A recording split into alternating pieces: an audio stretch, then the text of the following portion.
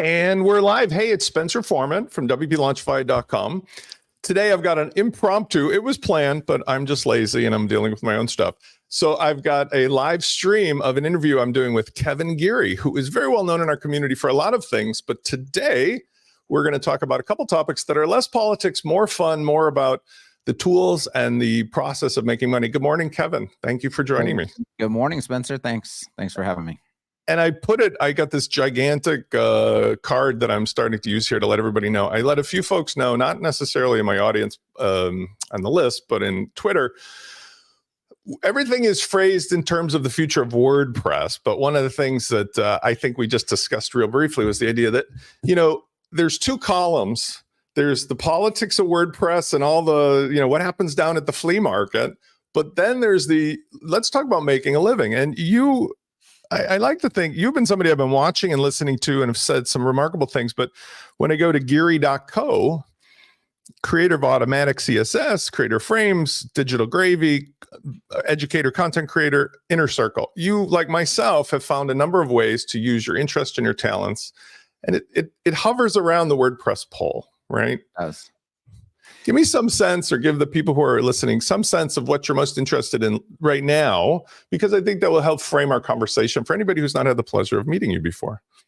Yeah, for sure. I'm interested very heavily in agency life and how agency owners and freelancers are accomplishing things for clients and how we can make their workflow more efficient and more profitable and help them on their journey. I'm interested very heavily in CSS and web design in general and best practices. And I do love the WordPress platform. I, of course, love the open source nature of WordPress.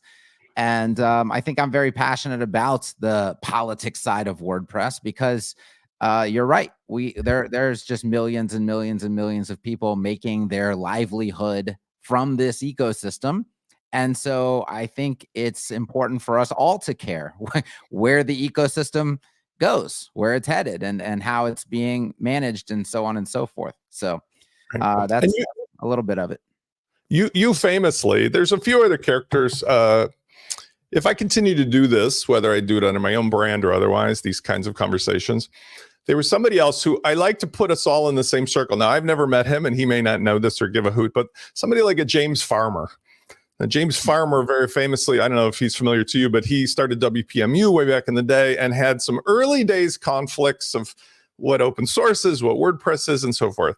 But I feel like we've all kind of matured together to the point where, for today's purposes, just to kind of get it out of the way, it's nice to discuss stuff at the family dinner table. Mm-hmm. But honestly, if the family business is running a series of car dealerships or something else, you don't really get any benefit from mixing all the family politics into public, because the public doesn't care. Right. What they do care about is what you make, what you sell, what you offer, what you solve. Right. Yeah. All right. So James was a hero to me because he wears his hat in public and in private, and I like to do the same thing.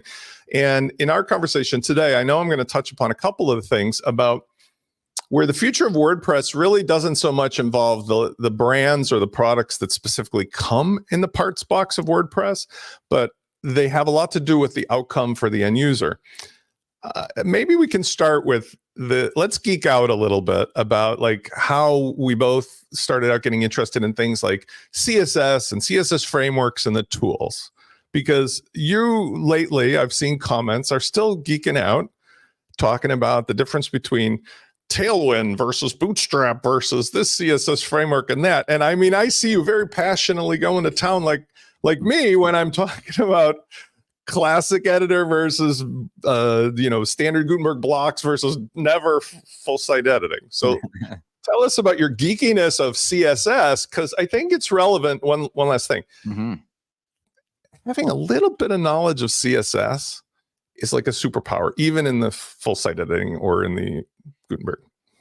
Well, I think that what my pursuit is in the work that I do is finding that's just how my brain works. It's like, let's find the most efficient way to do something, but also the most scalable, maintainable way to do something, mainly because I've built a lot of projects in the past where When the client, a year later wants to do a bunch of changes and iterations and things like that, the whole project is an absolute nightmare, right? Because it really wasn't built efficiently or scalably or maintainably from the beginning.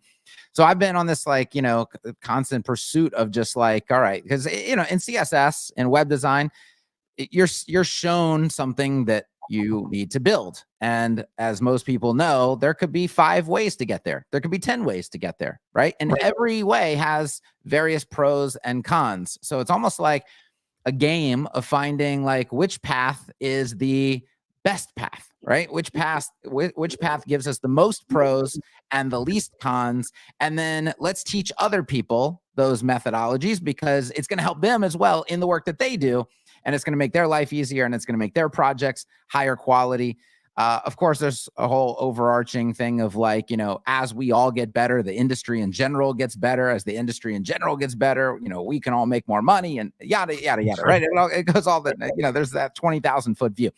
But that's it. It's just it's the approach I take in everything. Like when I got into photography, it's like, just how can we get better at the craft? When I got into jujitsu, it's like, how can we get better at the craft?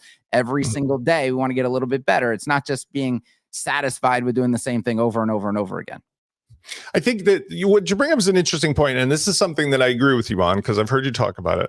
In fact, it was this summer, I think you actually had a talk, and you were with Ben Rittner, and correct me if it wasn't you, but I remember you and Ben Rittner talking about like the sensibilities of doing things with traditional with traditional Gutenberg versus full site editing, because that was at the moment when this launch kit and the other things I'm doing were coming out. And the takeaway was that like understanding which parts, which pieces, which ingredients to put together come from a deeper understanding of the toys and the tools and the where's the origin story. But you still can't lose focus of why am I doing that, right? So at the end of the day, there was a moment in the sun when we started with WordPress where it was just like raw HTML, PHP, CSS. And then there was things like Bootstrap came along, and then the responsive thing from Emil Uzlak, who I was a colleague of, and if we do this with this, and it's almost like building a layer cake or a Lego kit.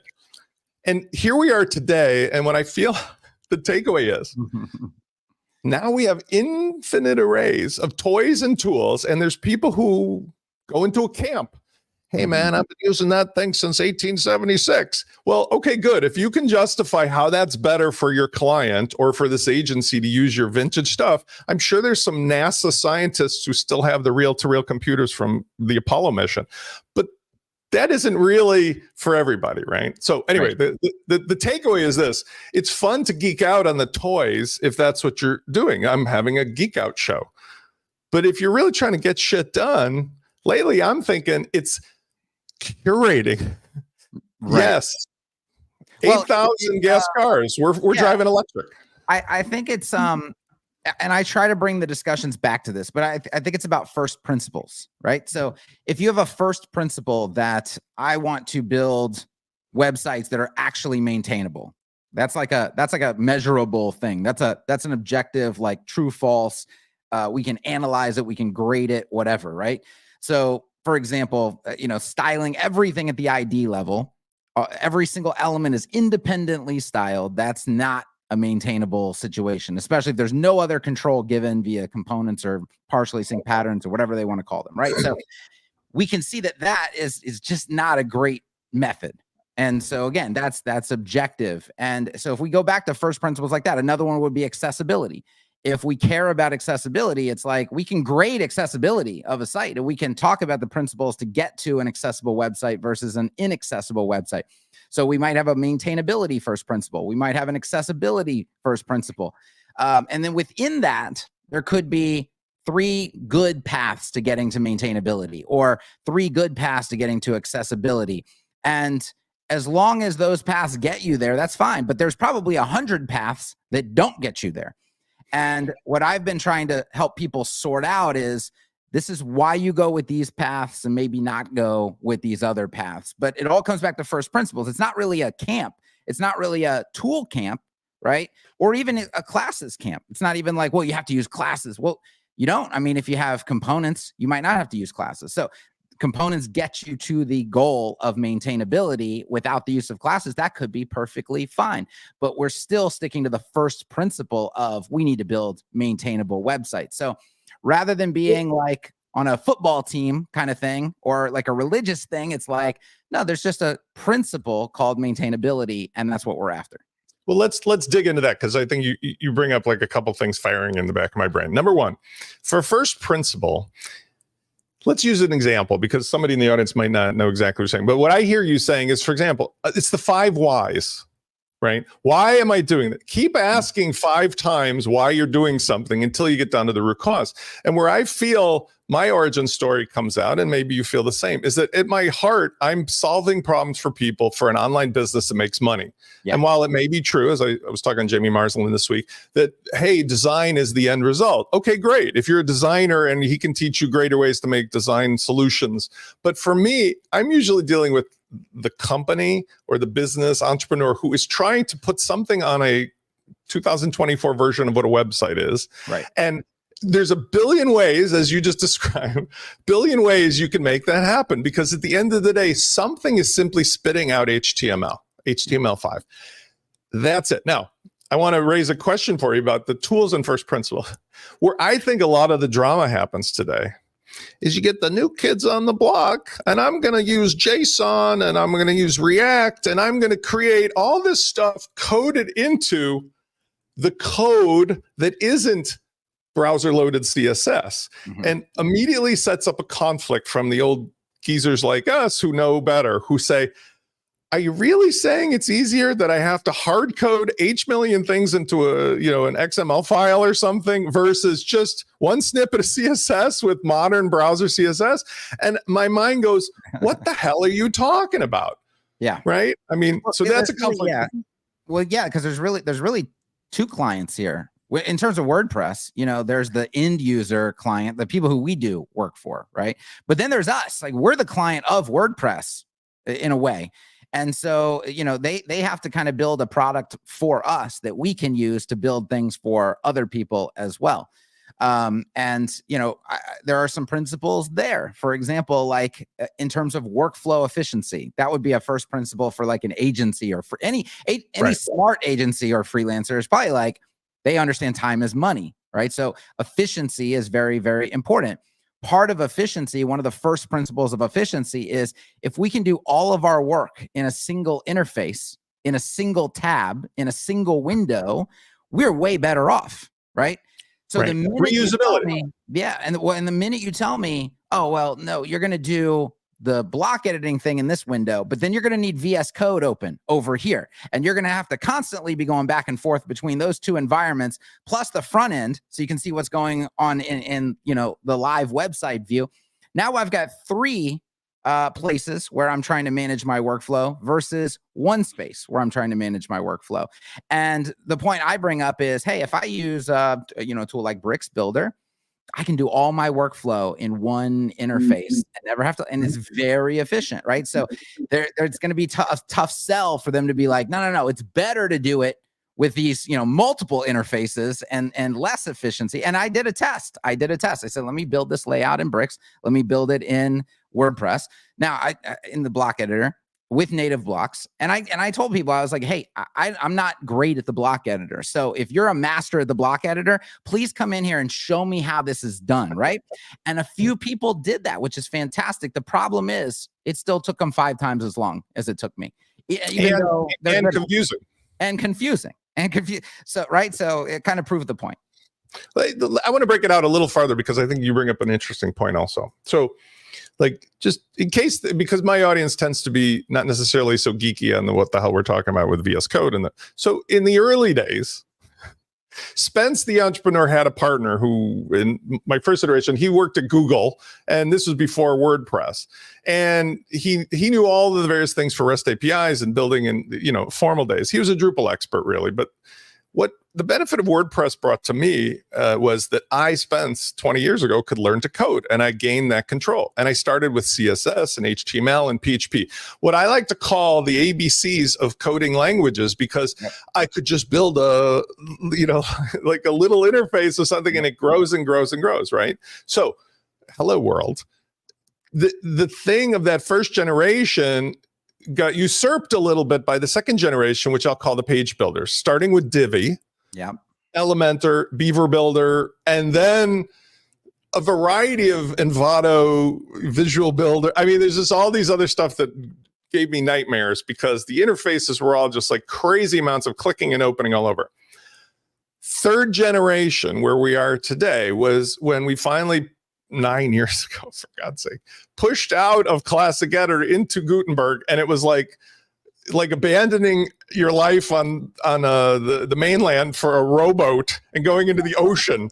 And everybody's like, I want to go back. I want to go back. And 7-8 years down the road, we've got the promise. But here's the thing.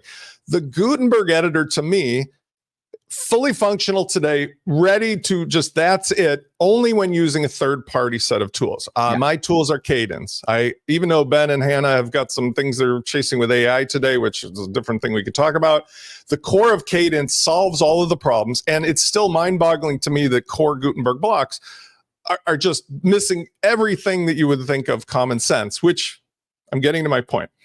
Jamie talks about the blocks builder and full site editing. To me, that is a complete, like, what the hell are you doing here going off into that world? We're done. We have, okay. So that's the history. But where I see all this happening is, why am I doing this? Is it for me? Is it for an agency? Am I training agencies or am I training entrepreneurs? Am I just dealing with end customers? Am I selling a product? By asking who you build for, I think it's fair that WordPress provides the Home Depot of stuff. But if you are not clear about that, you can be constantly pulled in a million directions. And this is what I've committed to. And here's, again, this whole lead up. I have committed this year, after 20 years, to finally saying, this is it. This is the launch kit. This is the marketing hub. The stack of stuff that I curate. If you follow me, if you're one of my customers or clients, it's like a SaaS product. Nobody asks Wix or Weebly or Squarespace, hey, what framework did you install here? Mm-hmm. It's just use the platform versus the other. Okay, so having said that, what are your thoughts on the topic? Because I think that's where I feel like the WordPress geekiness versus getting stuff done kicks in. Yeah, I think that goes back to like I talked about us as agencies and freelancers, but if we also talk about the end user for a moment, because WordPress is supposedly for everybody and it's democratizing publishing, and anybody is supposed to be able to come in and use it. For example, somebody coming from Wix, it's like, hey, they've been using Wix, but they realize, man, closed system, these problems, pricing, whatever. I want more control of my thing. I want to go to WordPress. Okay. The reason I'm so critical, I do talk about how the block editor environment and that approach and that workflow does not really fit what I think most agencies are looking for or freelancers. But the biggest thing is it doesn't fit beginners either. Right. Nobody coming from Wix can jump into WordPress in the block editor and get to using it. Nobody. It's not going to happen in a million years. They're not even close to making that happen. So they're failing me. And this is what, Matt has agreed to come on and do a live stream with me. And this is one of the things that I want to talk to him about is, the block editors has a mission, a stated mission, but when I go to use it, to me, it's failing me as an agency owner. I think it fails a lot of freelancers. And more importantly, if we all are really concerned about the future of WordPress and the strength of WordPress and the ease of WordPress and all of that, it's failing beginners. It's failing anybody who would come in off the street day one and try and want to use it. You know what? That's a great point, because here's where I think it drops the ball. And I've given into, by the way, because he gave a thoughtful answer, and I can understand the esoteric business reasons for the full site editor. But the reason it fails me is because there are metaphors in life that those of us who operate in a system, let's say driving, come to accept. Like, for example, we come to accept that a stop sign that is a red octagon with a white border in America means you stop, and that's it. Right. I mean, even on a country road, nobody around, you're supposed to stop because you never know when a dog or a child is going to suddenly run across. Now, the full site editing to me is like, we have Classic Editor and Gutenberg that says, this is the interface at the level of the post or the page. And full site editing just randomly creates a whole series of rules and behaviors that say, oh, but if you take the same tools and they're inside of this other special type of a theme, oh, by the way, we're breaking what a theme has been for 20 years too. And oh, by the way, the hierarchy of the templates no longer matters. And some dudes one day decided to rip out the short codes a year ago just because they thought, well, why do we need this? And CSS doesn't apply in the normal order, and filters and functions. It's like, what the hell is happening? All of a sudden, it's like I'm in a Christopher Nolan movie. Like, the world is folding over. And I do not understand why it is being pursued, especially now that we're whatever number of days, months, weeks later, and there are 500 themes all universally, and nobody's using it. And those who use it are like unhappy because the core blocks don't work and so forth. David Bell says, I agree with you. The full-site editing is killing WordPress. Well, here's the thing. I know you're agreeing with me, and I'll give you the mic on that. But like, my takeaway is ignore full-site editing. In other words, there's going to be, I accept it now. I accept it as 2024's goal. There is going to be a flea market of WordPress where people are going to go hang out and talk about big block engines that run on gas and oil while the rest of the world is driving off and they're happy flying electric cars. And that's okay. Yeah. So what's our, give me a spin on that and we'll see where it goes. Well, I let's take it back to let's just take it back to the very beginning, right? Like you said, okay. I think we can all agree that whipping out a code editor and just hand coding up a site is not the most efficient approach. And then if you are concerned about the approachableness of a platform, like for beginners, for anybody from the outside, obviously they're not going to adopt that route. Okay. So we have to do something visual. And there was already an arms race inside of WordPress. Like you talked about, hey, Elementor came along, Divi came along. They started to make the process visual. They gave us a bunch of tools. They gave us a proposed workflow. Everybody started using those tools and that workflow. The block editor with WordPress with block editor and, like you said, with FSE is creating a new abstraction layer. It's a new paradigm for building websites. It doesn't look like the other page builders. It doesn't function like the other page builders. It doesn't output code like the other page builders. And you don't build in it like you do the other page builders. And to me, it's, if you're going to bring in this new paradigm for something that's been tried and true, by the way, for a very long time, okay, you've got a lot of convincing to do. I mean, there's got to be some really good reasons for us to do it this way versus that way. And that's why I go back to first principles all the time. And to me, it's just, not only have they not convinced me or many, many people as to why this thing should be adopted, when you go explore it, the tools to even start to do most of the work you normally do are not even there, right? So it's not even viable from that standpoint. So I just think, and again, it's like, I don't know how to ask Matt this question, but how much longer do they expect it to take? Now, this is why I asked on Twitter. I said, how long, Matt, until I can build a maintainable, scalable website in the block editor? And he said it's already possible. That's what led me down the road of proving that it's not, right? Because in order to do that, you still need VS Code. You still need a separate environment. You still need to do a bunch of stuff manually. And meanwhile, who won the arms race in my estimation? I mean, the Brixes, the Oxygens, the Breakdances of the world, they won the arms race. They demonstrated that, hey, you can build a single capable environment. And by the way, beginners can come in and use it just like they use Wix with absolutely no problem. It's very intuitive. So what is this? The only thing left for the block editor is, but it's native. That's what you'll hear over and over. But it's native. And to me, that's not a winning argument.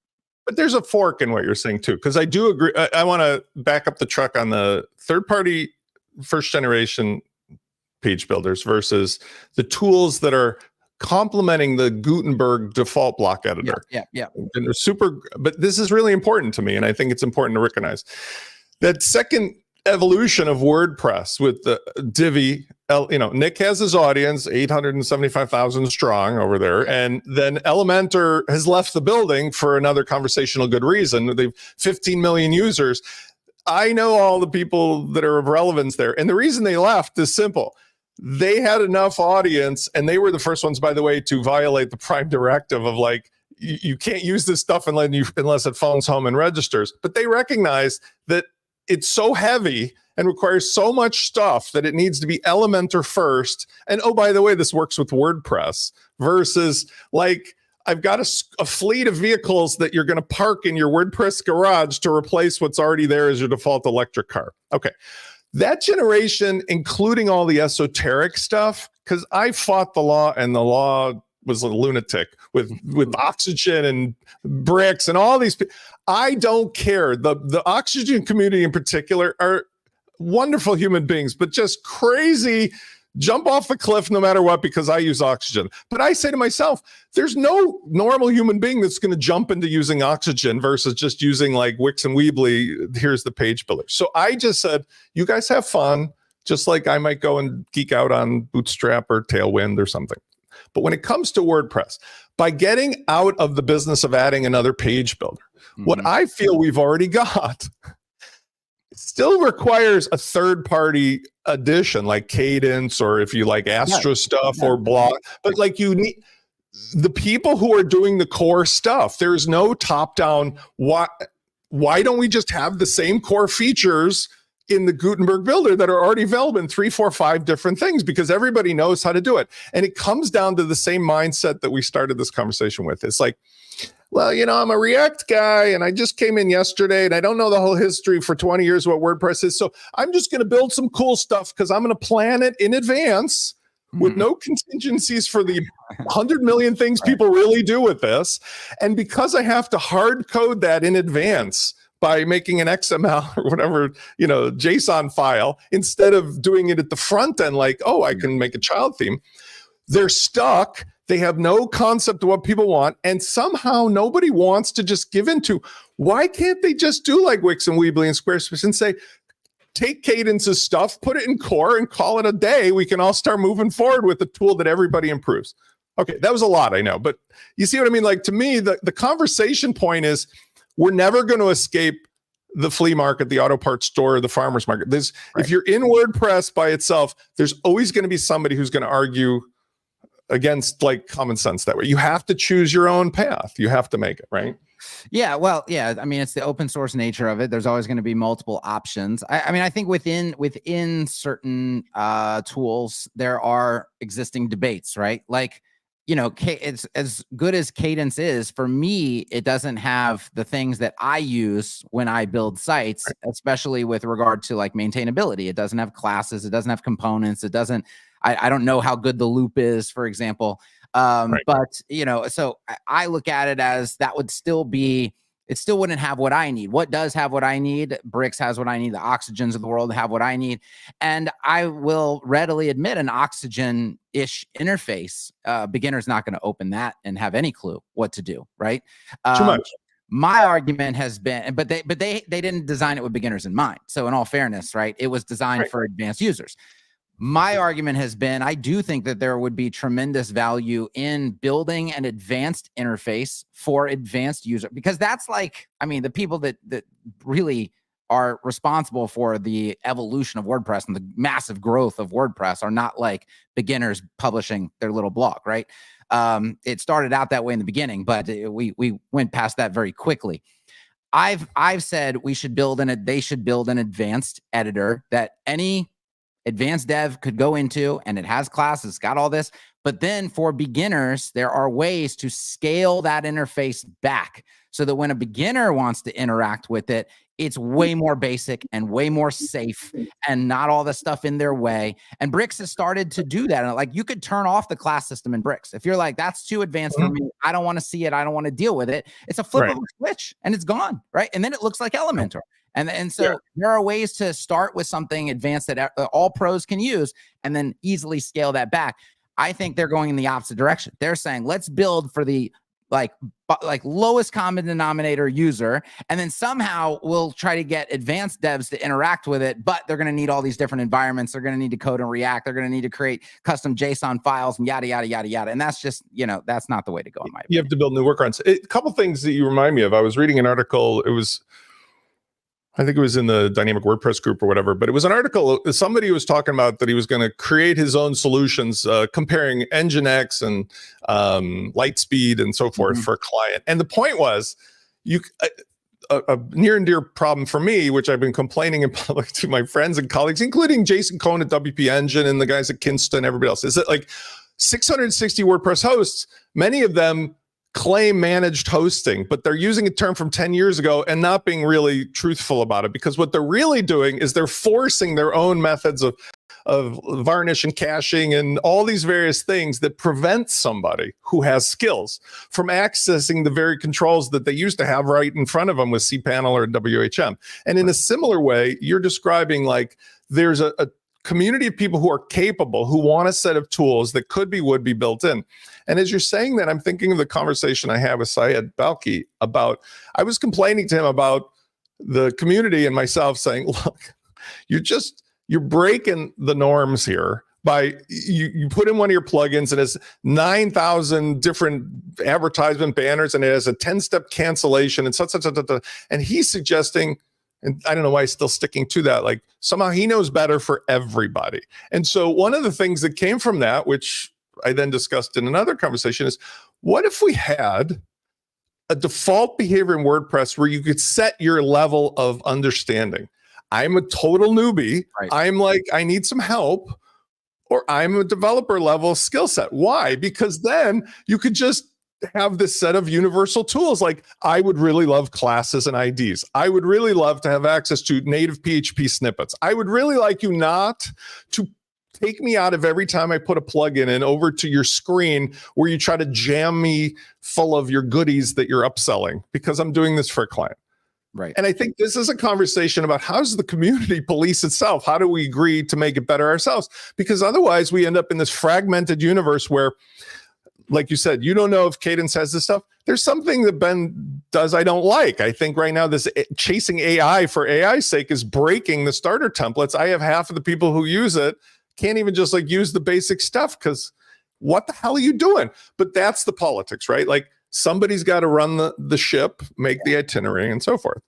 Well, yeah, I think I'm not convinced. I mean, I don't know if the people working on the block editor build websites day to day for clients, or even go through that workflow and deal with the stuff that we deal with a lot. But then just from a standpoint of like a product for beginners, if we're just going back to beginners, because I go back to this thing of like the block editors for everybody. WordPress is democratizing publishing. Literally everybody in the world is supposed to be able to use it. I mean, anybody who's spent any time with software knows like you've got to have some sort of like onboarding process, right? WordPress has no onboarding process. You manage to get it installed. Thankfully, you can install it in one click, like with most servers and hosts now. But I'm just thinking about my mom. Like, put my mom in front of a computer, right? And be like, Mom, today you're gonna build a WordPress website. That's what you're gonna do. I've installed it for you. Here's the dashboard. Have that. Where does she go from there? And no. The block editor thing, when I'm critical of like the block editor doesn't have these basic things, people actually fire back at me and they're like, it's not supposed to. This is an environment where you're supposed to add third-party tools. Any beginner coming in, I was just mapping out like, what is they're going to come in and be like, the first thing, if I was coaching them, like I don't even know what to tell them. I'm sitting here coaching them. I'm like, all right, well, the first thing you're going to have to do is choose a theme. Oh, which one's the best? I don't know. There's a gazillion of them. Why don't you do some research and find out? And then it's like, well, what do I do now? Well, now, they're like, can I just start building? Like, no, you can't just start building. So for the block part, you're going to need to choose a block system. Okay, which one is the best? Well, I mean, let's go over the pros and cons. We'll have just a long conversation about that. And like, we can't even get started on step one until there's just a massive amount of stuff to wade through, research, choices to make, decisions. These are not things that happen when you sign up for Wix. These are not things that happen when you sign up for Squarespace. And they don't have to, just because WordPress is open source, that doesn't mean it has to be chaos and the wild, wild west, right? We can have an onboarding, and I think your idea is fantastic. You should inform the WordPress system. Am I a beginner? Am I intermediate? And am I advanced? What kind of experience do I want to have? And that's just baseline. That's just baseline. By the way, even then, it's not a panacea, because I'm going to extend that idea and we can talk about why it's still never going to happen from WordPress level versus a third party. Again, this year, this next month is one of the key things of me talking about this for a year of WordPress as a service. I have agreed and finally conceded and publicly have stated, I accept the flea market for what it is. I appreciate it. I love it. It's never going to go away. But inside that flea market are 70,000 vendors, many of whom are competing on the very same feature thing. Go, come on over here, kid. Hey, come on over here. I got the, hey, that sucks. You should do this. And that problem for anybody who wanders into the flea market, it's so sexy and appealing and alluring. But as you said, suddenly you're buying shopping carts full of stuff and going home and building a Frankenstein monster. And when you call the people who promised for your old-fashioned annual license to support you, my Frankenstein is broken and I don't know why. They go, hey, it's that one, it's this one, it's this one, it's this one. Oh, by the way, yeah, go ahead, finish up. No, but the only solution to that is if you want a car, you go to the Mercedes dealer and you drive off in a Mercedes or a Tesla or a Porsche or a Chevy. Someone has to curate it. You go to a restaurant, they make the meal the same way you want. You have to have some person, some company, something that you follow that essentially curates it. But Spencer, we're not allowed to do that. That's what I do, Spencer. And everybody says you're too opinionated, you're too fanatical, you're too this, you're too that. And I go into Facebook. And by the way, I can give reason after reason after reason why this tool, why this workflow, why this process, why this decision, right? Time to build takes way too long. It's also reinforcement. Yeah, this is an agency expert, but that's like another into a discussion about, should clients even touch their website and yada yada yada, all that stuff. But let's get back to, yes, if when somebody comes into WordPress, there's two approaches you can take when they say things like, what's the best builder, what's the best theme, what's the best this, what's the best that, right? You could say, well, there's pros and cons to everything. What the fuck? How does that help them? That doesn't help them at all, right? It's a non-answer. But if you go, oh, well, do get bricks, use this workflow, use this tool, use that tool, and I'm going to teach you how to do that. By the way, I'll just educate you on exactly how to do that work. Suddenly, you're a fanatic, and there's no one right answer. This is not all black and white. It's like, but I'm actually helping the person move forwards versus you just continuing to say, oh, I mean, there's a million things and they all have pros and cons and no one thing is better than another thing. And I mean, like, we haven't helped the person yet. They still don't have any direction. But that's the point. Like, this is going back to the original, I keep saying 2 columns, right?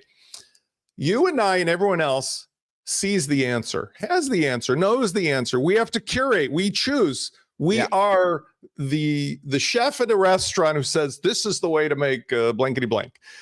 If you argue with other chefs or other people who make that at home, you will get the same results you're getting in this conversation you're alluding to, which is like, you're out of your mind. You're so opinionated. What are you talking about? Blah, blah. But when you open the door and you go out into the open world, there's thousands of people who are like, where have you been all my life? I just wanted somebody to spoon feed me the right thing, because Wix and Squarespace and Weebly and even CRMs like Salesforce, HubSpot, I'm paying HubSpot $17,000 to feed me substandard marketing automation because I've heard that name somewhere before and I have a corporate budget. The mindset, which really I'm both excited and incredulous about, is like, it's almost like politics, right? And I don't want to talk politics, but like in America, this two-party politics, and they just want to argue to be right and take power without any benefit to anybody. If you go and argue this stuff with WordPressy people, they just want to, there's a term I can use, but waste a lot of time pleasuring themselves talking about what they're right about. I'm choosing to say, what if we just talk about solving problems for paying customers again, which is what it's there. Right. Yeah. Well, I think there is a value. So there is a value to talking about things like best practices that from an agency standpoint, freelance standpoint, which all of the people trying to use WordPress as one-off, like I'm just a random user. I just want to build a blog. I just want to, okay. Like that doesn't really matter to that person, but there is an industry inside the industry, right? There is and to me, we could be putting out, if we had the choice, would we all want the industry to be putting out and producing better websites or worse websites by and large? Like if we just graded professional websites across the board, would we decide would it be better off if those were way better or way worse? Well, I think we all know that if they were way worse, the value of the industry in general goes down. Prices go down, respect goes down, professionalism goes down. It all goes down. That's not the direction we want the industry to go. So we want the industry to elevate. Rising tide lifts all ships. Everybody gets better. All websites get more and more and more quality as we go on debating these things. That does produce value for the end client, right? So I think there is value in that. But again, yeah, we can't lose sight of the fact that we're also doing work for clients who just want a website that produces value to their business, for example, right? At the end of the day. Now, there are, when it comes to maintainability, for example, because and I'm sure you've had this experience as well, but people come to me all the time and they're like, we spent $20,000 with this agency and here's the website that they built us. And it's been a year since it's up. And we told them we need to build out this whole new thing. And they just told us that's not even possible. Like, right. And so now they're coming to me and they're like, where do we go from here? And I have to break it to them over and over and over again. Like, I'm sorry, this thing was built on Elementor.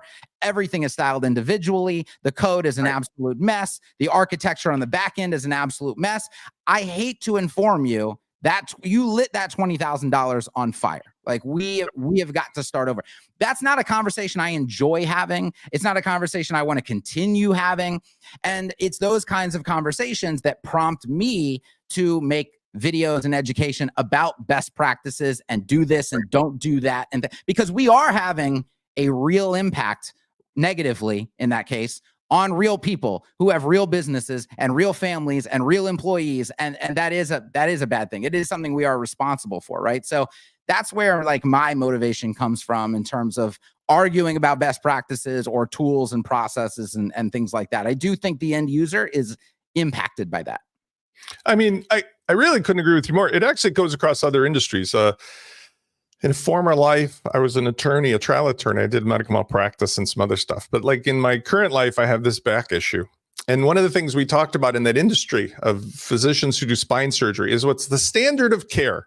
And in America, this is a conversation I legitimately had. The guy who did my original back surgery did the standard of care surgery, which is 80 years old. But it's what the insurance companies will pay for, a microdiscectomy. In Germany, since 2001, they've been doing endoscopic micro tools where it'd be like comparable to you have a hangnail on your toe and somebody here is like, well, we got to cut the whole joint off and fuse it together. And the guy in Germany is like, or I could just snip it and you'd be out of here for lunch. Yeah, right. And when I talked to my surgeon, I said, can you recommend somebody who does this stuff? His answer was essentially like the industry of technology. That's really newfangled kind of stuff you're talking about here 24 years later into it and I don't know if your insurance is going to pay for that. And I'm like, so I should just be disabled my whole life? I mean, like, what? So when you talk about preparing, my bread and butter in the tech space, right on WP Launchify, do you have shiny ball syndrome? Have you built a Frankenstein monster? I remembered when Divi came out, pumping short codes into the HTML. And I have videos proving I'm like, this is going to come to roost someday, but it's all we got. When people make a choice today, I think you and I both agree, it's fundamentally important for whoever that voice in the wilderness is that somebody follows, that it is not based upon historical precedent. It's not based on because, hey, my agency knows how to do a visual builder, so we're going to do it. Right. And it's not based upon, unfortunately, the Divi or the Elementor, which is like, well, it doesn't matter if you're going to load a fleet of Chevrolets and you only need one. That's just how we do it. So pay us and we'll manage the 500 jillion gigabytes of stuff that have to load on every page and make it fast. The way to solve it is to say, this is my due diligence. This person has a comprehensive curated solution. And that's what I discuss with people with the launch kit, with my services in the marketing hub. I believe I am a knowledgeable person after 20 years of this is every day in the trenches. What's a way to future-proof your WordPress setup, but not really a conversation about WordPress. It's to avoid 2 weeks ago, somebody published 2 months ago, 2 years ago, somebody published an article and you're going to go and find that and just destroy your future over this procedure on your back versus that procedure on your back. Right. Yeah. No, it's I think your example is really quite good, right? There's a lot of reasons that people give for continuing to use to me, it's like it goes back to the nobody on the internet can agree about anything. That's kind of the frustrating part of it, because there are parts of it that we should just all be able to agree with. Like the fact that Elementor produces code soup where Bricks produces clean code. Why can't we all get on the same page that clean code output is objectively better than code soup? There are literally loading CSS and JS on every page randomly. There are literally just dozens and dozens of people that continue to argue with me as if that's not already case closed. And it's like, man, if we could just quit, that's the kind of stuff we really just need to stop. Like, just then you know why they won't? It's not logic, it's just emotion. Like they don't want to let go of, like, they've defended Elementor like with their life to this point, right? It's like they won't let any little bit of it go, right? It's like, no, we got to defend every corner of it. And that's what really, gets nobody nowhere. It's like, if we just agree on certain things, again, back to first principles, clean code better than code soup. Hey, let's just all get on the same page and be like, yep, that's right. That's objective. Okay. Now let's move on to the harder stuff to actually parse. It's like in the back surgery world. It's like, why can't they just agree that little snip is better, right? We can see it over and over and over again. Well, no, I want to point out, because I was bringing this tie. The reason is simple. The implementer or agency owner in WordPress, and by the way, let's define something. Mm-hmm. There are three types of people in WordPress. There's probably 1,800, but three big ones, right? There's the end user could care less. There's the newbie user who wants to tinker, and there's an implementer / agency person, right? Similarly, in the end result, it depends on who you're serving, right? So as a person who needed back surgery, there's orthopedics, there's physical therapists, there's people who do chiropractic. There's a million people who can work on your back, but like when you need a surgeon, it's like really trusting somebody's going in there. And I just care as the end user. I want the outcome. I want my back right. No pain. I don't care how you do it, but when you tell me, and I already can figure out as a novice, even though I had some malpractice, that you're talking about like denying a modern tool set that's been around for 24 years, but like literally people are walking out after 15 minutes of work versus months or years of agony. Yeah. The reason you're doing that is because you're selling me what you have to offer. You have a Chevrolet car dealer and an inventory of old gas and diesel powered trucks that you're trying to unload on me because you've got them. You've got a team who knows how to service them. You got an inventory of parts. That's it. Like the back surgeon, I know how to do the surgery. I'm insured for it. I can charge the insurance company, get paid for it. That's it. I'm not going to do this newfangled thing because I can't sell that to you. Right. And that's what it comes down to. Yeah, it's other motivations beyond just a logical conversation about the best tool or best method or best process or whatever. And a lot of it honestly comes down to also like, a lot of freelancers, a lot of agencies and web design are just kind of broke, right? They need every dollar coming in that they can get their hands on. The idea that they're going to be a real professional consultant who's objective and looks at a project and says, you know what, your project needs XYZ. We don't specialize in that. Let me go ahead and refer you over to an agency who does. No, that they need that dollar, right? So what are they going to do? They're going to try to force that square peg into a round hole into their little tool and system thing. And they're going to convince the client all day long that that's the direction they need to go. And then a year later, the client realizes that they've blown through $20,000 and they've got nothing to show for it, right? So, or worse, they built something that, this is a key element of that with the flea market mindset. There's implementers who are great at, I'll just run down to the flea market and grab a few other 100 things. And there's a cost to that because those of us who build code, write plugins, sell stuff. I've been infatuated with making feature-only solutions, not frameworks. But everybody, in order to financially succeed, can't just make a feature-only plugin unless you sell services. So they make a framework. It's everything under the sun in one plugin. Well, now you have somebody who's like a tinkerer goes in and puts 19 plugins with features under the sun, are battling it out like bacteria on your toilet seat or something like that. And nobody wins versus, and I don't know there's an answer, but you have to follow as an end user. You have to, as a person who puts yourself out to say, look, I'm servicing agencies, and here's my solution for agencies. Like me, love me, don't care for me. This is how it's going to go. Or you're offering a solution for an end user. And I think that's where the solution really lies. Like for the future of making money, if you're creating stuff for WordPress, you have to really be you are, and I think I am as well. You have to be double, triple threat, right? You have to be capable in some skill of coding and under the hood. Number two, you have to understand the whole entirety of WordPress's history and where it's been and where it's going. You can't just drop in like some of these folks contributing to core. Oh, I know some JSON. And you have to understand who is your paying audience.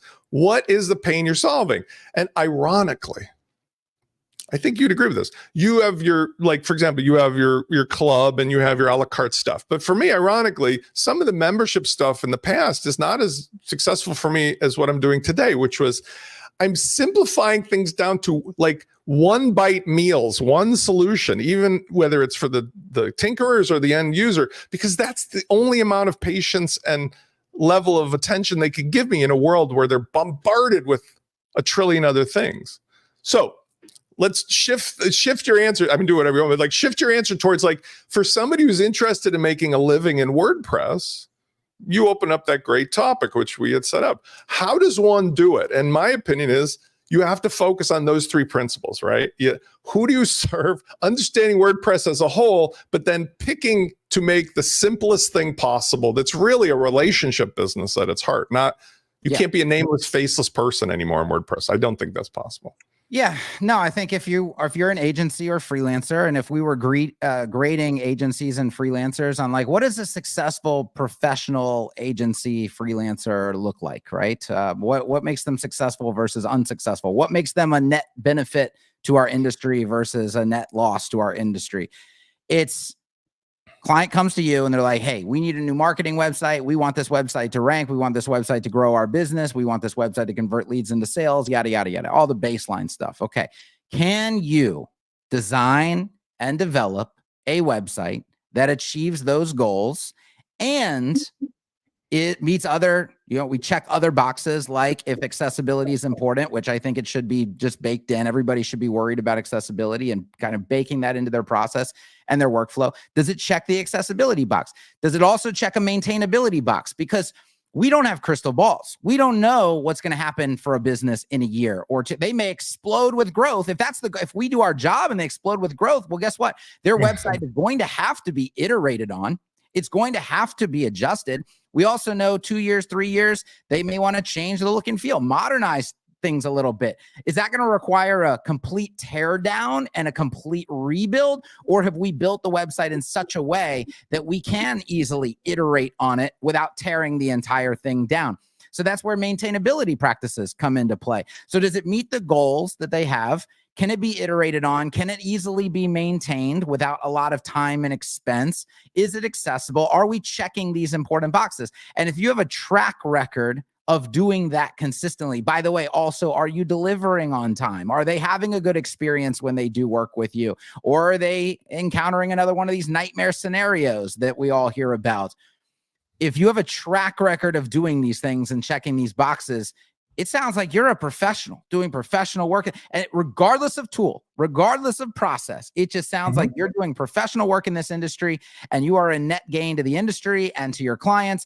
But if you're not checking these boxes, if you're making a lot of promises and cashing a lot of checks and these boxes are going unchecked, again, regardless of tool, whatever, it sounds like you're not doing a professional job. And those are the people we should try to be, ushering out the door a little bit. Wait. Wait. I like that.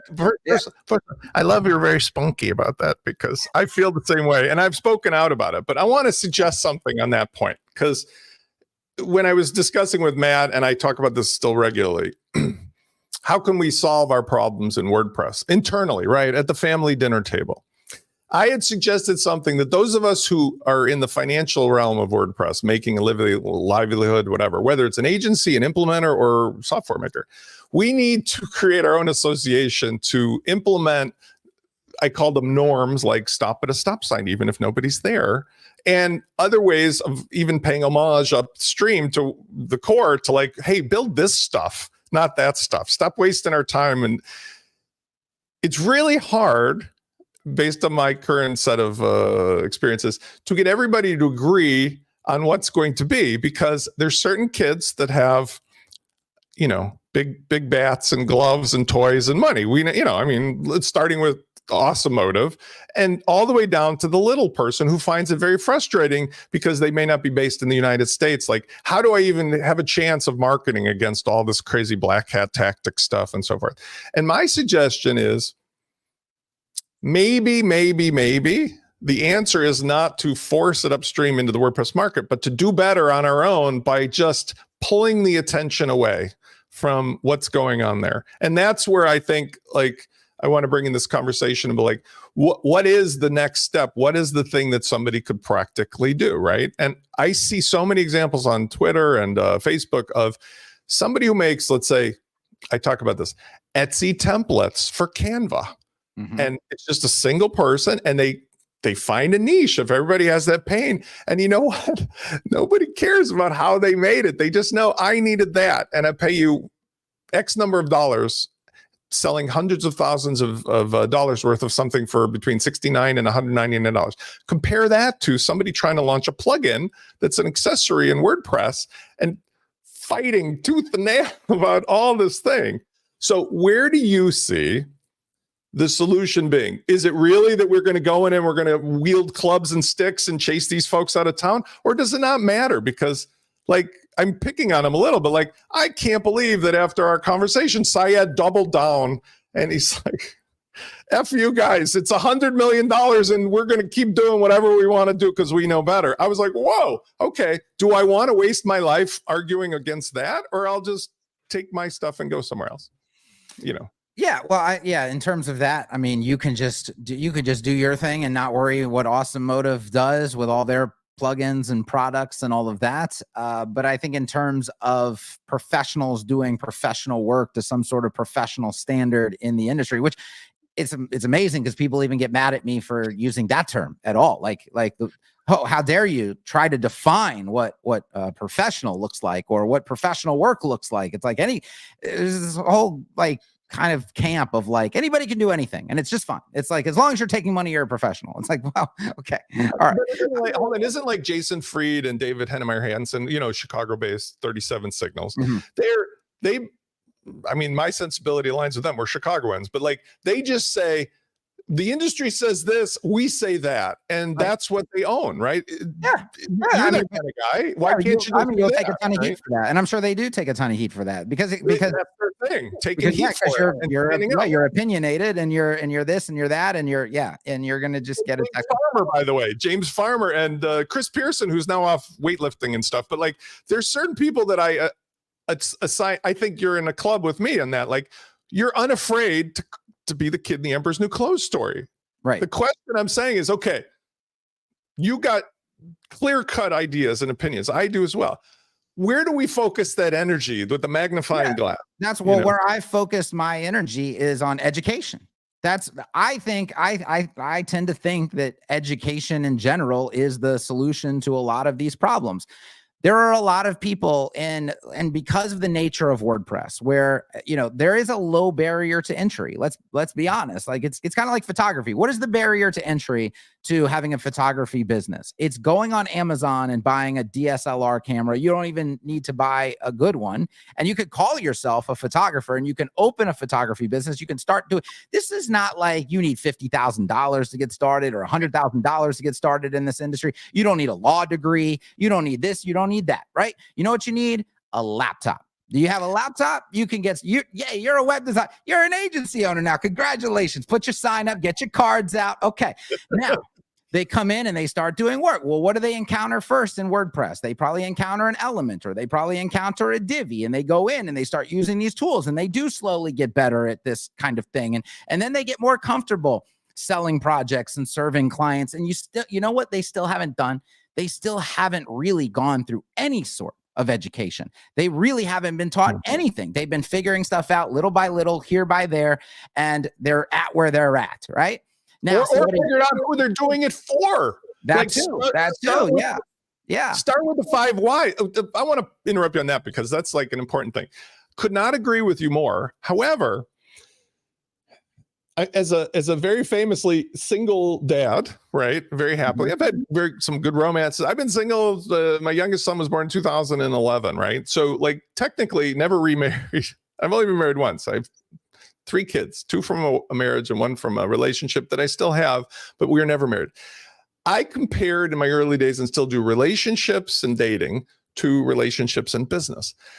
As I've gotten older, my relationships and dating have become much, much, much, much better because I've got such a crystal clear idea of who I am, what I'm about, what I want, and I am marketing to the very specific people who I am interested in meeting. And when marketing myself, I make it very clear that they're going to get what they're looking for.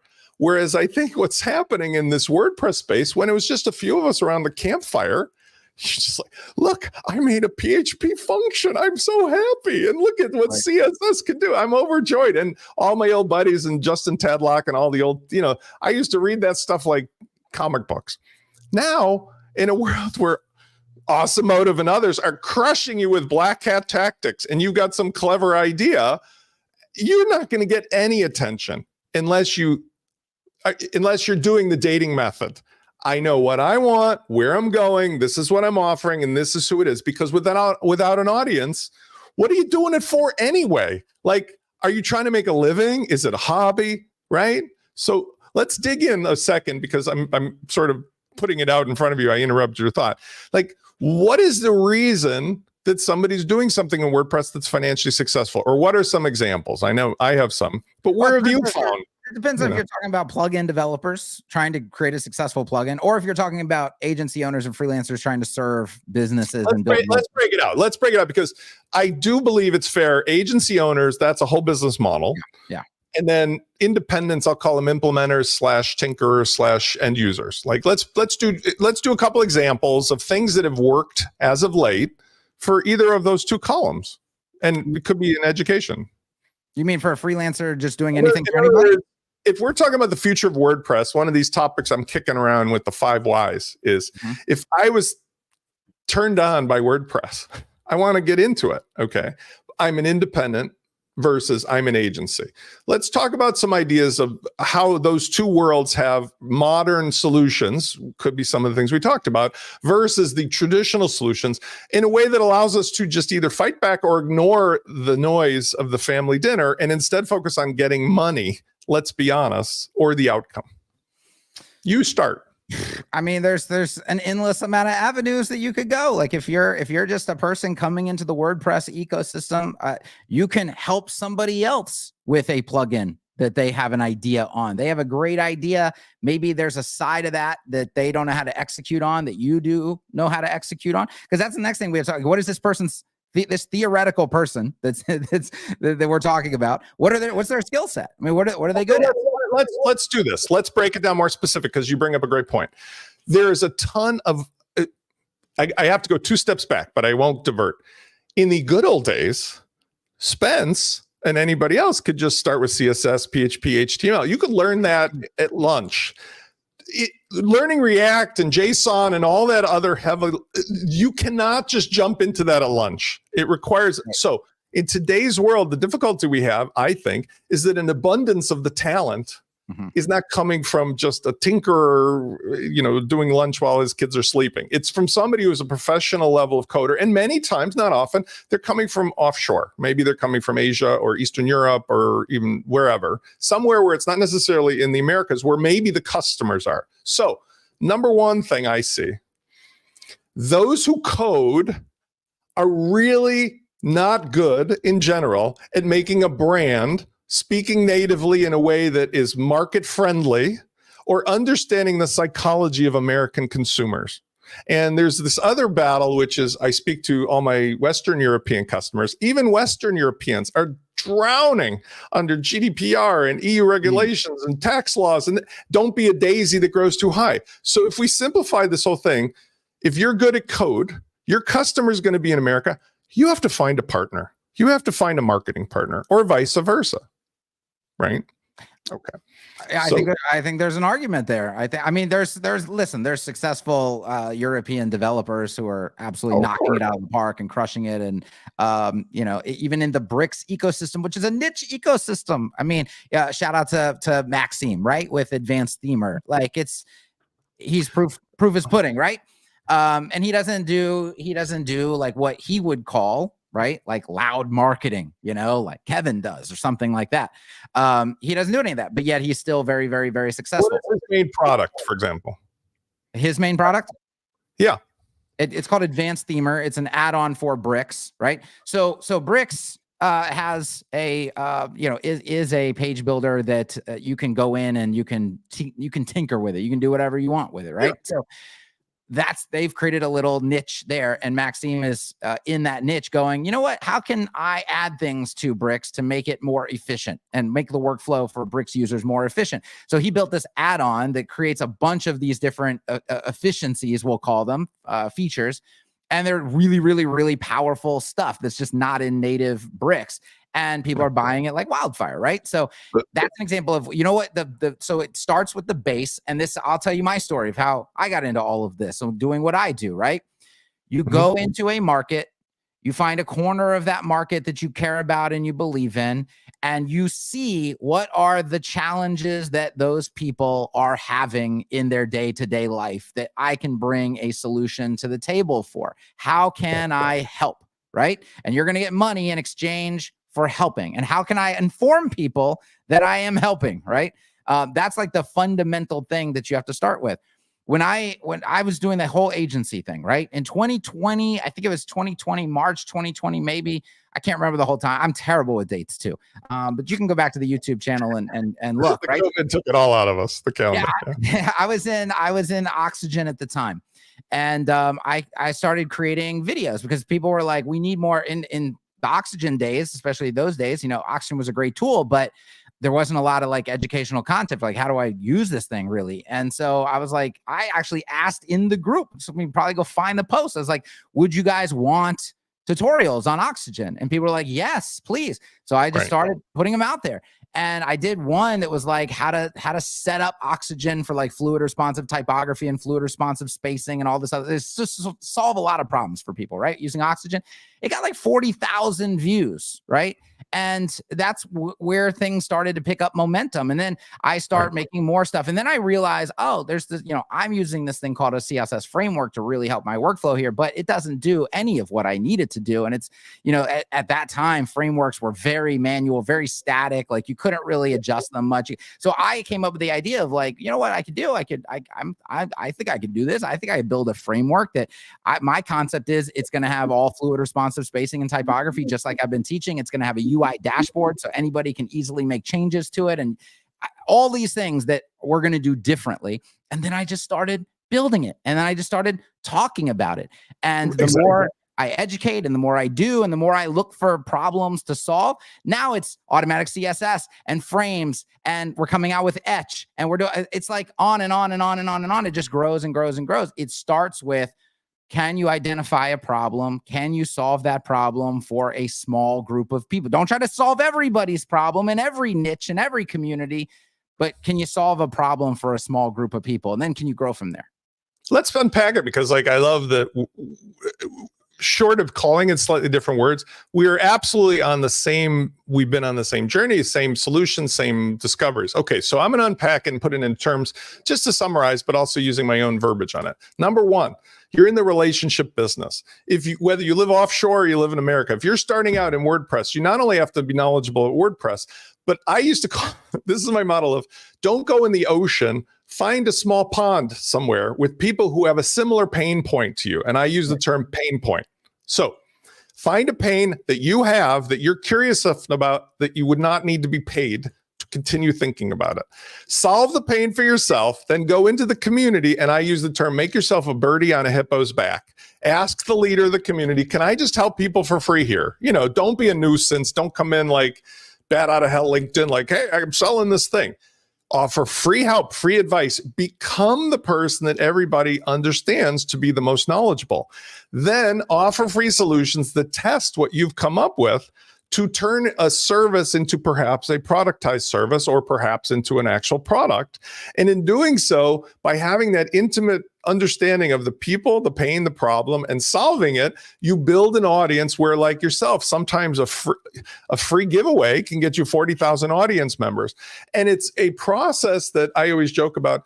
Hey, man, I just started dicking around with WordPress yesterday, 20 years ago. And it's like 20 years ago, 20, it's been 20.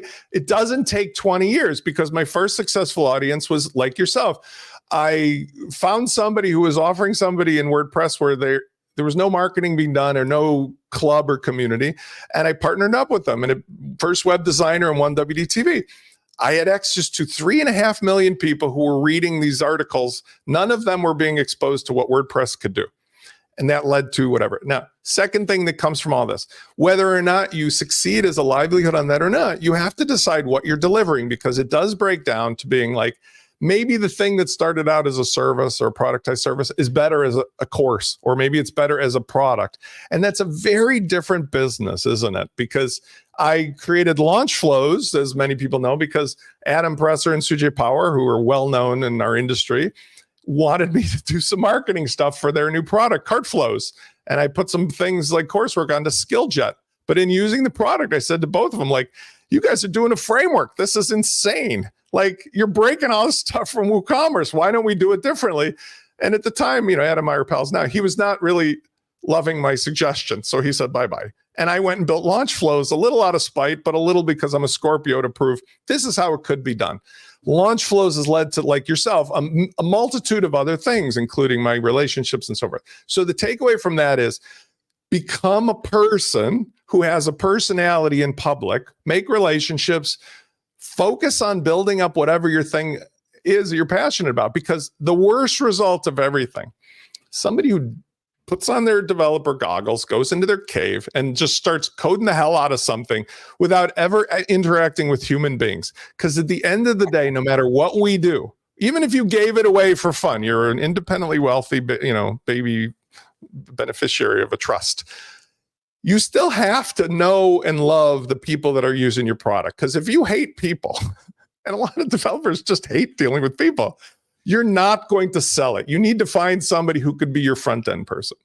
Right. Yeah. Yeah. Partnering is because I was about to say, I mean, there is personality involved, right? It's like, not everybody can turn on the camera and just talk. Not everybody can even script and then talk right on the camera. Some people don't want to be on camera. So some people don't want to be public facing. And I can respect all that, right? And it's recognizing what you are willing to do and are not willing to do. Some people don't want to have opinions in public, right? They want everybody to like them. They want, how many arrows I have in my back? Like, it's not everybody wants that. Okay. So they want to stay quiet. They want to just code. It's like, coding is nice and safe. And it's like, hey, I can just have fun. I can just build my thing. It's the same way in the agency world. People are like, I don't want to sell. I don't want to market. I just want to solve problems for businesses. Like, but you can't if you don't sell or market, right? Like, you're never going to get the opportunity. You need a JOB for that. To do that, yes. So what you need is a salesman. But hire somebody to do the sales. Hire somebody to do the marketing. Then you can be the back end or whatever you want to do. But you got to know your personality. You got to know your wheelhouse. Where is your seat on the bus? That's businesses, like successful businesses, know what seats are on the bus, what are those seats called, and what people fit into each of those seats. That's where we get to where we want to go. And if you are a freelancer, you have to figure out, which I really don't think, unless you're going to do a very specialist thing, like the concept of being a freelancer in this kind of industry is just, it doesn't really make all that much sense to me. Unless you're just like, look, I'm a UI designer. I design in Figma. That's all I do. Don't hire me for anything else. Don't ask me about anything else. That's what I do. That's what I'm the best at. Okay, you can consider yourself to be a freelancer, right? But if you're going to start any sort of, like, even a plugin, I mean, if you don't know how to do every part of that plugin, this is why what do I do with ACSS? I build the framework. The plugin, right. ACSS is way more than just the framework. I mean, we've got the dashboard, we've got interactions with the, I can't do that stuff, right? So I had to find people, the right people, and put them in the right seats on that bus, right? So you're going to have to recognize your strengths and weaknesses, and then make sure you play to your strengths, and then take those weaknesses and fill those gaps with other talented, smart people. Not necessarily in the first day. And this comment is right on, because the language barrier, right? Like I speak a few languages. Spanish is my best, but I don't feel, even when I'm speaking to customers only in Spanish, I don't feel as confident. I couldn't really market. I probably sound like a third grader. So Nelmedia's comment is terrific. Like, not all developers have English as their first main language, which was my point, that the talent is always coming from somewhere where they're not really marketers, but there's also, and because we're over our time, but I think we made a great point. Like, I have two brain sides, like everybody. When I'm coding, my market engine brain is off.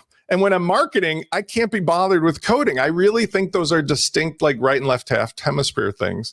So from that standpoint, I think you bring up a really good point. When you start, you're going to wear all the hats, but you could recognize if there's some traction, other people want the same pain point I've solved for myself. That's where you have to make a decision about, like, where do I want this to go? Or even in the short run, what do I want to do better than anything else? Because 20 years later, it still feels like I'm spending 8 hours a day, 7 days a week. And I love it. It's like a toy set, but Jesus, it's like been forever. And if I had not enjoyed doing this, it would have just died. Oh, right. Yeah. And that brings up I guess maybe this will be the final point. I don't know. But I think the worst way to be, let's just make sure that this is out there and covered so people hear it. The worst way to be successful in an industry is to go in and say, how can I make money? Like, how can I want to identify financial opportunities and pursue those. No. You, like, if the money is driving your decision making, you're going in the wrong direction. It goes back to what we talked about earlier. You got to come in and build relationships and identify challenges that people are actually having. And then you have to come to solutions, find solutions, build solutions, whatever, for those challenges, and then verify them and test them and improve them. And if your work is good enough, people will start paying you. But it's not money first. It's challenge first. It's how can I identify and solve challenges and educate and do whatever else I need to do. The money will come if you take that approach. If you take the approach of, no, I'm just going to go in and try to identify financial opportunities or throw a bunch of money. Maybe you have just money sitting around a bank. Hey, I'm just going to throw money at this industry and try to build something and amplify my money as some sort of invest. Like, no, that's not the way to do it. The way to do it is come in and build relationships and tackle problems and actually care about the work that you're doing and the people who are involved in that work and the other people who are going to be ultimately using your products. Yeah. I mean, that's a perfect way to wrap it up for today. By the way, I'm sure we're going to have more conversations like this. I think you and I enjoy, and I'd like to take it. I didn't ask you how old you are. I'm 57. How old are you? Can I ask you now? I'm 40. Okay. 40. So you're old enough to know, but you've still got, let's say, where you're at in the standing of WordPress, you've still got the time from today's modern world to like continue to evolve your ideas. And what I like to think of my role here in WordPress is an elder statesman who enjoys building products and relationships. And I can do so because I've got that extra mileage on my odometer, right? And so where I think you and I will continue to share this conversation in maybe video format or online is that I think those of us who know better and are opinionated need to speak louder than the powerful voices, venture-backed or otherwise, behind some of the other initiatives. And I don't mind calling them where I see them, but I'm not going to be doing it as a way to get drama of WordPress, because hashtag drama WordPress is a waste of my time. I'm going to do it more by us and other people building really cool stuff and putting out a counterbalance of information. Here's a solution of WordPress as a service. Here's what an agency can do. Here's a tool stack that I've built. And so I would like you to join me, along with many of our audience members here, we can do this. We don't need permission. I'm putting my hat in the ring for if Matt ever decides to do so. I've said to him, this could be officially part of WP Tavern, in addition to other things, because I think that's what WordPress really needs. It needs somebody for those folks who come along and just started yesterday to understand, like, it's not just like keyword, smashing to go to automotive products. And it's not a bunch of yucca-pucks that are coming along with like, I'm going to break everything that's existed, or I fall into a puddle because I didn't know the right person. It could be very, very logical, like a Wix, a Weebly, a Squarespace, a Shopify, any of these things. And thank you for the nice comments. So what I'd like to do is say publicly, I'd like Kevin to join me.